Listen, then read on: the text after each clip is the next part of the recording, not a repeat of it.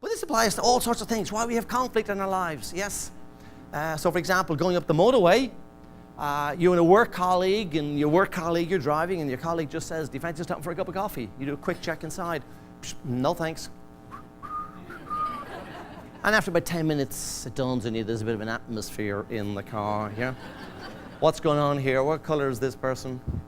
Blue. How do blues make requests? Indirectly. So, and here's a major source of tension in relationships, direct, indirect style. Reds usually have a pretty direct style. Words mean what they say. They're very simple souls. Do you want a cup of coffee? No, I don't. I've no trouble stopping, but I never heard you make a request. Yeah? Now, when the blue goes quiet, what are they doing? Punishing you. You don't exist. It's the relationship they are disconnecting. And that's true because the relationship is the most critical thing in a blue's life. That's why if it goes quiet in a conversation, have I upset you? Have I said something to... Yeah, it's like two greens go fishing all night, never say a word. That's a perfect relationship. All right, so when it goes quiet, they're disconnecting. They're wanting to punish you. As a red, when it goes quiet, do you feel punished? No, this is even better.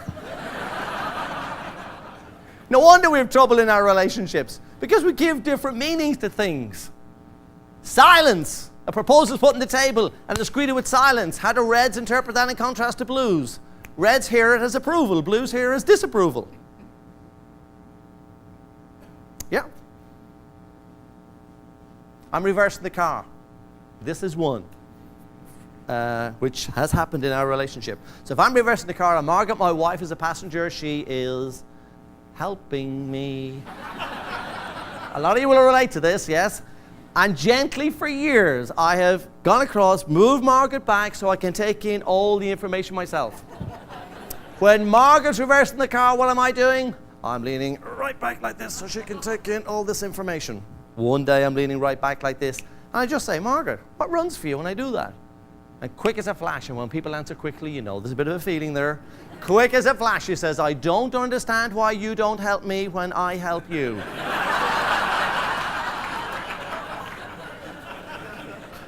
Now, I want you to get into my red shoes on this one, please. Get into my red shoes on this one.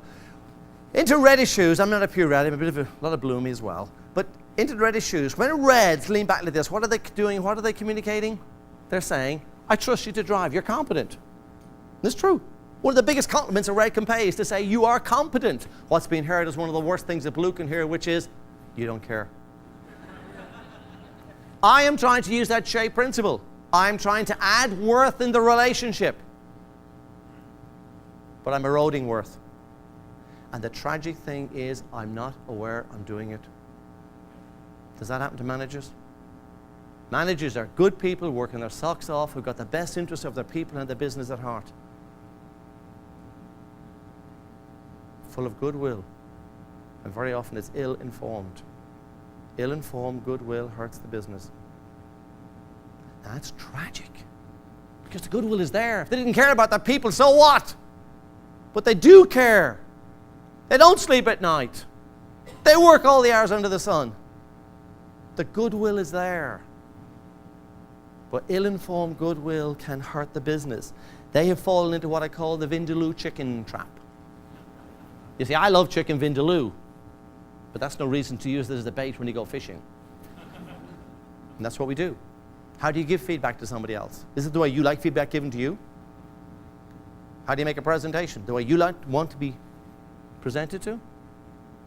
How do you listen to somebody? The way you want to be listened to? Now you've fallen into that trap of using yourself as the reference point. But if inside their tin can is a dollop is fruit cocktail, they don't want put on low heat for 5 minutes. They want a dollop of ice cream, even though you're sitting there thinking, what? You really want it like that? So beware of that Vindaloo chicken trap. It's very difficult. I mean, geez, I know this stuff. I talk about it every day of the week virtually. But behavior instinctively, innately. What do? I revert back to what I'm most comfortable with and what kind of makes sense for me. 70% of people leave jobs because of relationship issues. And most of those are with their immediate supervisor. There's a high cost to the Vindaloo chicken trap.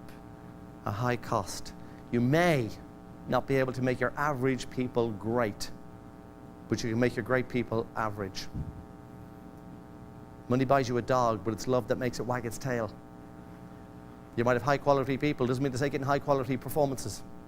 That comes down to how they perceive they are being treated, whether worth is being created for them. Worthwhile job, worth their while. Make it worth your customers' while to be trading with you, or they don't stay with you. Now,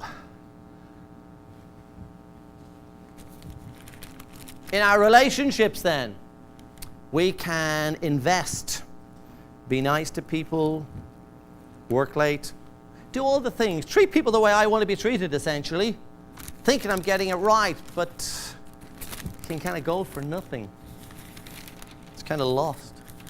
This is what we call an absorbing read. But you know what? No, we haven't finished yet. We haven't finished yet. But you know what? At a time when maybe you most need it and least expect it, guess what? It will be there for you. So never give up on people. Miracles happen.